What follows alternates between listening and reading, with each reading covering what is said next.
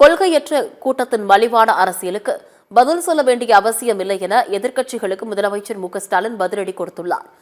கிருஷ்ணகிரியில் சுமார் 2885 கோடி ரூபாய் மதிப்பிலான திட்டப்பணிகளுக்கு அடிக்கல் நாட்டிய முதலமைச்சர் மு.க.ஸ்டாலின் கெளமங்கலத்தில் 12 கோடி ரூபாய் செலவில் புறவழிச்சாலை உள்ளிட்ட 5 புதிய அறிவிப்புகளை வெளியிட்டார். பின்னர் பேசிய அவர், கொள்கையற்ற கூட்டத்தின் மலிவான அரசியலுக்கு பதில் சொல்ல வேண்டிய அவசியமில்லை என்று எதிர்க்கட்சிகளுக்கு பதிலடி கொடுத்தார். 10 ஆண்டுகால அதிமுக ஆட்சியில் நிறைவேற்றப்பட்ட வாக்குறுதிகளை பட்டியலிட முடியுமா என்று எடப்பாடி பழனிசாமிக்கு சவாலும் விடுத்தார்.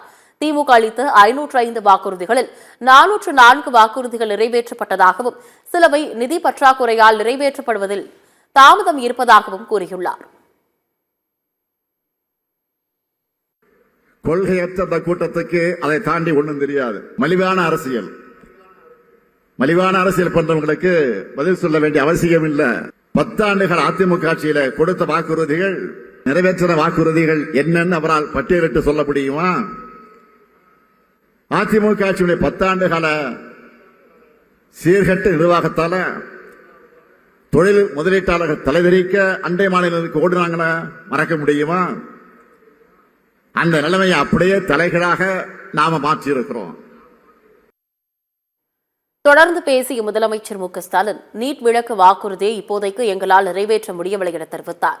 நீட் வாக்குறுதியை நிறைவேற்றாததை நாங்கள் மறுக்கவில்லை என்றும், அதே சமயம் அதற்கான முயற்சிகளை எடுக்காமலும் இல்லை என்று தெரிவித்தார். ஆட்சிக்கு வந்ததும் நீட் விளக்கு சட்டம் இயற்றி அனுப்பிய நிலையில் அதை ஆளுநர் சூழ்ச்சிகள் செய்து தடுத்ததாகவும் குற்றம் சுமத்தியுள்ளார். காங்கிரஸ் ஆட்சிக்கு வந்தால் நீட் விளக்கு அளிக்கப்படும் என்று ராகுல் காந்தி வாக்குறுதி அளித்துள்ள சூழ்நிலையில் நிச்சயம் ஒரு நாள் நம் மாநில உரிமைகளை காக்கும் அரசு மத்தியில் அமையும் என்று உறுதியளித்தார். நீட் விளக்கு போன்ற வாக்குறுதிகளை இப்போதைக்கு எங்களால் நிறைவேற்ற முடியல. நாங்க மறுக்கலையே, நல்லா கவனிங்க. இப்போதைக்கு நிறைவேற்ற முடியல. அதுக்காக நாங்கள் முயற்சி செய்யாமல் இருந்தோமா? முயற்சி செய்யாமல் இருக்கிறோமா? ஆட்சி பொறுப்புக்கு வந்த உடனே நீட் விளக்குக்கு சட்டமன்றத்தை சட்டமேற்றி அனுப்பினோம். அதை என்ன மாதிரியான சூழ்ச்சிகள் எல்லாம் பண்ணி ஆளுநர் மூலமாக தடுத்தாங்க, இது நாட்டு மக்களுக்கு நல்லா தெரியும். அப்பவும் கடுமையான சட்ட போராட்டம் நடத்தணும். அதிமுக ஆட்சியில் இருந்தப்போ அதை மறைச்சு வச்ச மாதிரி நாடகம் ஆடலையே.